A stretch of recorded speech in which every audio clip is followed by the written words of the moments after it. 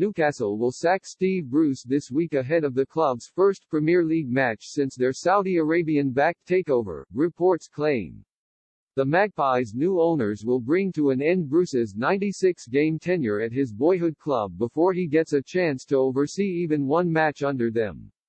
Next Sunday's clash with Tottenham would have also been his 1000th as a manager. Newcastle fans are strongly in favour of Bruce being axed, with the North East club sat 19th in the Premier League table, having failed to win any of their first 7 matches of the season. The club's supporters' trust revealed last Tuesday that 94% of their members are keen for the club to get rid of Bruce, with the manager having made it clear he will not walk away from his position. The 60-year-old has publicly pleaded for a chance to prove himself to the new Saudi owners at St. James Park, but the Daily Mirror say he will be dismissed in the coming days. It is claimed that there is a collective agreement within the hierarchy that a new direction is needed, with Bruce to be told his time at the club has come to an end in the next week. Bruce's assistant manager Graeme Jones will replace him for the visit of Nuno Espirito Santo's struggling Spurs and could act as caretaker boss for several weeks. That is while Newcastle draw up a list of potential replacements, with the Mirror claiming they expect to receive plenty of applications from managers, with some having already gotten in touch about the job. The report adds, however, that none of Antonio Conte, Roberto Mancini and Zinedine Zidane will be replacing Bruce, with Steven Gerrard and Roberto Martinez among the bookies' favourites for the role. The speed of the Newcastle takeover means it has proven too tough for an immediate successor to Bruce to be lined up. Rafa Benitez was previously the top target last year, but he is now happy in the job at Everton. Amanda Staveley, the PCP Capital Partners CEO who has become a director at Newcastle, said of the club and Bruce's future after the takeover was confirmed, "Relegation is a real big issue at the moment, performances could do with some improvement. But we've got a great squad.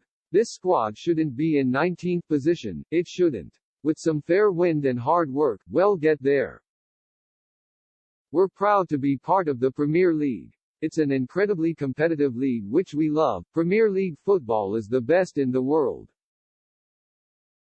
Newcastle United is the best team in the world. We want to win trophies, top of the Premier League and in Europe.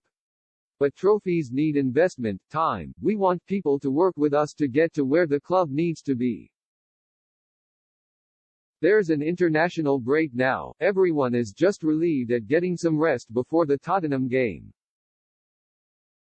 We're very supportive of Steve. We've spoken to him, and what we won't do is talk about him or players. We're going to do a review of football operations, commercial side of the club. We'll come back and make some decisions. I am not able to talk about anything as to players or managers at this stage.